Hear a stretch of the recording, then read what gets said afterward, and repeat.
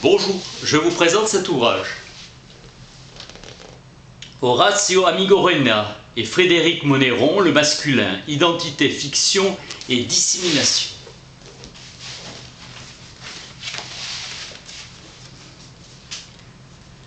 Pas plus on ne naît homme que l'on naît femme. On le devient. Cet ouvrage étudie les représentations qui concourent à forger une identité masculine. L'identité masculine est aujourd'hui en pleine mutation. Mise en évidence des principaux avatars d'un imaginaire et d'une pensée du masculin proposée par la littérature. Chez Tertullien, ce sont les femmes qui subissent l'attirance de leur mari, suggestion qui signifie leur punition de la faute d'Ève. Masculinité et paternité comme mythe romanesque. Rôle décisif, jugé par le souvenir d'enfance. Joué par le souvenir d'enfance.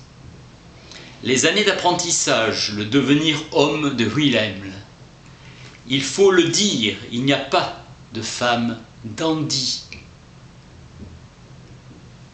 La figure récurrente de la femme dominatrice froide et secrète de Marie-Christine Berbé d'Aurevilly, souvent qualifiée de la femme dandy, n'est pourtant pas dandy. Le dandy androgyne de l'histoire. La limite de ce pouvoir est celle de la liberté qu'elles peuvent prendre avec le code social.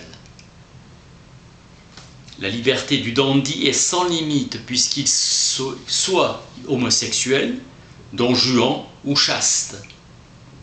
Son prestige reste inchangé. Le dandysme pour la femme est une mascarade, un simulacre. Seuls les hommes font coïncider exactement avec leur personne et faire, selon le vœu d'Oscar Wilde, de leur vie une œuvre d'art. La masculinité du dandy passe par l'appropriation des armes féminines. Au XIXe siècle, le vêtement masculin s'uniformise et vise, selon Nietzsche, l'abandon de toute particularité nationale, de tout caractère individuel. Les oisifs et les dandys restent attachés aux variations individuelles que suscite la vanité. Ils n'ont pas mûri en européens. Le dandy proscrit l'usage des dentelles et des parfums. Il préconise le linge blanc, lavé à la campagne, l'habit ajusté, sans étroitesse excessive, à distance de la tenue efféminée et du travestissement, mais à la distance aussi de la virilité affichée, enlevant aux femmes la royauté des manières tout en maintenant la sobriété masculine des vêtements. Jules Lemaître. Il déploie l'ambivalence. Exhibition d'une ambivalence construite, d'une androgynie mise en scène. Androgyne, le dandy témoigne de la coprésence du masculin et du féminin. Il réunit ce qui renvoie aux deux sexes, ou aux deux genres, comme l'écrit Balzac de Maxime de Trailles. Dualité d'un homme vêtu comme un homme, mais qui exhibe quelques traits féminins. Le dandy est à la fois fauve et femme. Il joue du charme, de la séduction à distance. Utilise une opération considérée comme féminine. C'est du masculin qui use du féminin et le montre.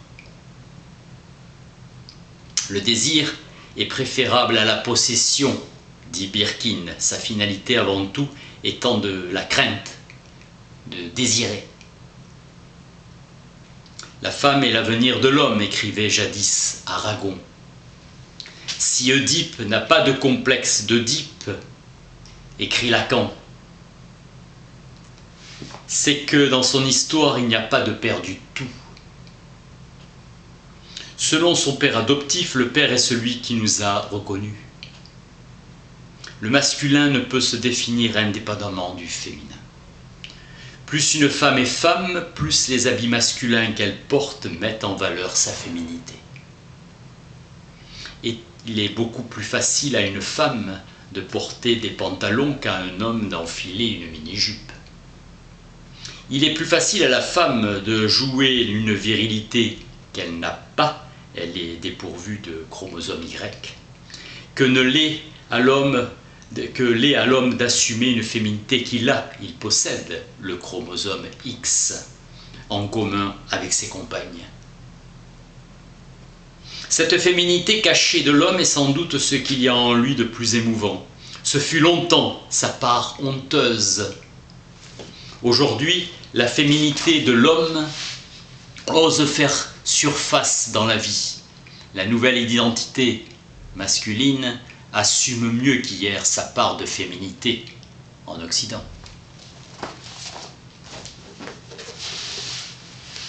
Horacio Amigorena et Frédéric Monéron, Le masculin, identité, fiction, dissémination. Merci.